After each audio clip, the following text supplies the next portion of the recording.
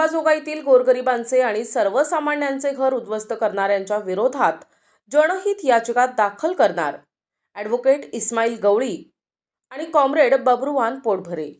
सरसकट रस्ता बांधायचा, गुत्तेदार पोसायचे आणि राजकीय लोकांचं जे आहे भविष्य उज्ज्वल करायचं, विकासाच्या गोड गप्प्याखाली लोकांची संसार उद्ध्वस्त केली, हातावर पोट असणाऱ्या लोकांच्या व्यवसायाला बंद पाडलं। याला कोण कारणीभूत आहे? सार्वजनिक बांधकाम विभागानं समोर येऊन ह्या ज्या लोकांची यांनी घरं बांधलेली आहेत, घरं तोडलेली आहेत, त्याचा त्यांनी पंचनामा करावा।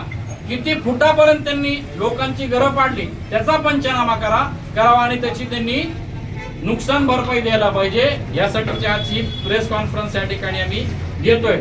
दुसरा सगळ्यात महत्त्वाचा मुद्दा असा आहे, मंडीमध्ये जर आपण गेलात तर त्या ठिकाणी त्या लोकांचं अतिक्रमण निष्कासित केलं गेलं आणि त्यांना डबल त्या ठिकाणी नवीन पत्र्याचे शेड ढकून त्यांना दुकानं देण्यात येत आहेत। तहसील समोरचा जो भाग आहे, तहसील समोरचा जो रोड आहे, त्याच्यामधील लोकांचे पण उपजीविकेचे दुकानं छोटे छोटे होते, ते तुम्ही काढून टाकले। एका बाजूला वेगळा न्याय, दुसरा बाजूला वेगळा न्याय हे नगरपालिका करत आहे। कारण नगरपालिकेचं काम होतं की मंडी बाजार मधील छोट्या व्यावसायिकांना जर तुम्ही त्या ठिकाणी डबे टाकून स्टॉल बांधून देत असाल तर तोच न्याय तहसील समोर लोकांसाठी का लागू होत नाही? तो न्याय त्यांना का दिला जात नाही? तो न्याय सदर बाजार भागातील लोकांसाठी का नाही? तो न्याय यशवंतराव चव्हाण चौकात कडल्या त्या रोडच्या कडेला जे व्यवसाय करत होते त्या लोकांसाठी तो न्याय का नाही?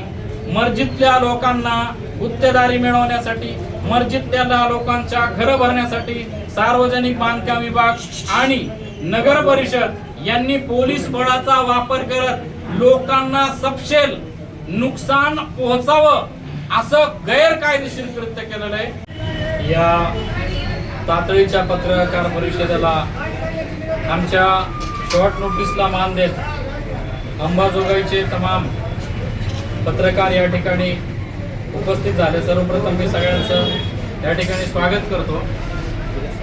आजच्या पत्रकार परिषद बोलवण्याचा महत्त्वाचा विषय असा आहे की आपल्याला माहिती आहे की भगवान बाबा चौक ते सरकारी दवाखाना आणि सरकारी दवाखाना चौक ते यशवंतराव चव्हाण चौक आणि यशवंतराव चव्हाण चौक ते शिवाजी महाराज चौक या दरम्यान सार्वजनिक बांधकाम विभाग असेल, नगरपालिका असेल आणि पोलीस बळांचा वापर करण्यासाठी पोलीस प्रशासन असेल, या सगळ्यांच्या संयुक्त विद्यमाने अतिक्रमण खाली करण्याचं किंवा अतिक्रमणाच्या नावाखाली लोकांचे घरे पाडण्याचं काम अंबाजोगाई शहरामध्ये झालेलं आहे। त्याच्या पुढं कोर्ट आहे, कोर्ट प्रिमायसेस आहे।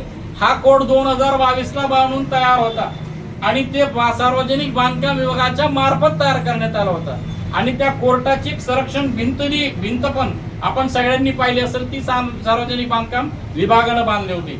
त्याच्या उलट्या बाजूला सन्मान्य सत्र न्यायालयाची सुरक्षा भिंत आहे। त्याच्या थोडं आपण पुढे जाऊ तर त्या ठिकाणी उपविभागीय अधिकारी यांची भिंत आहे।